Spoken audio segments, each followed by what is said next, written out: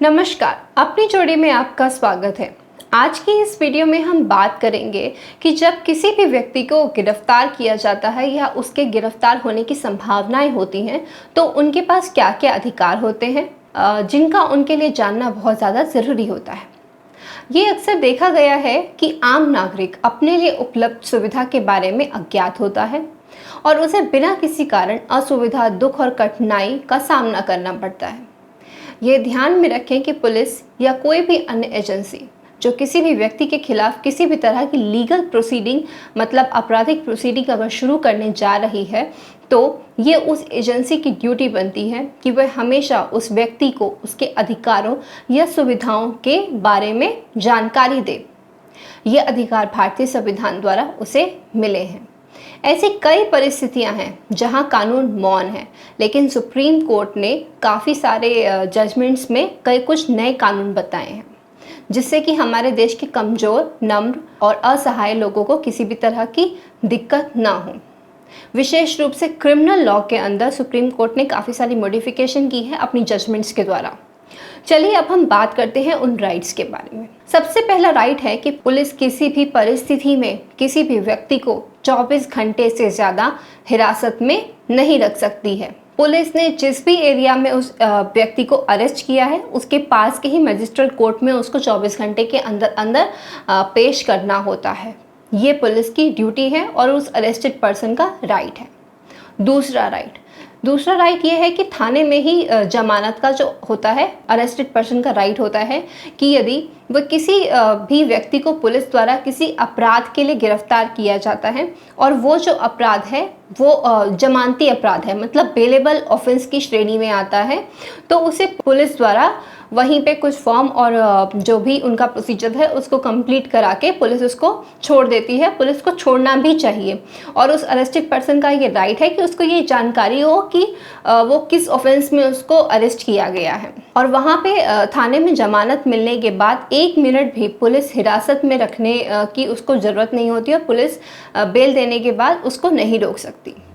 तीसरी जानकारी, सबसे अहम जानकारी कि उस व्यक्ति को किस अपराध में गिरफ्तार किया गया है। पुलिस का बहुत ही ज़्यादा ज़रूरी होता है ये बताना और उस अरेस्टेड पर्सन का राइट होता है ये जानना कि उसको पुलिस ने क्यों अपनी कस्टडी में रख रखा है, ऐसा कौन सा अपराध उसने किया था।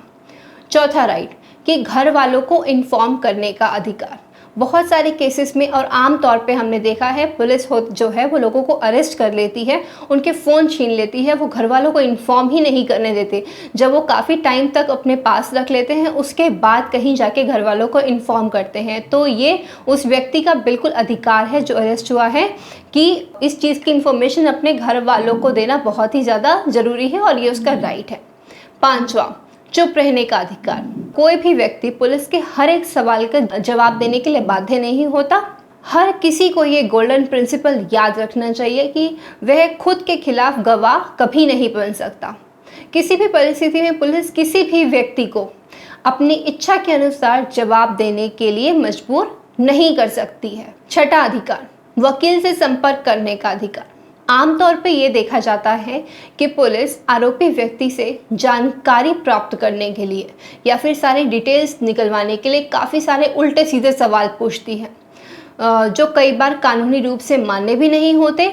सुप्रीम कोर्ट ने अपनी जजमेंट में कहा है कि आरोपी व्यक्ति के पास ये राइट है कि वो हमेशा ये डिमांड कर सके या जब उसको लगे कि अब उसको वकील की ज़रूरत है तो वो वकील को अपने पास बुलाने की परमिशन ले सके और उसको परमिशन देनी भी चाहिए।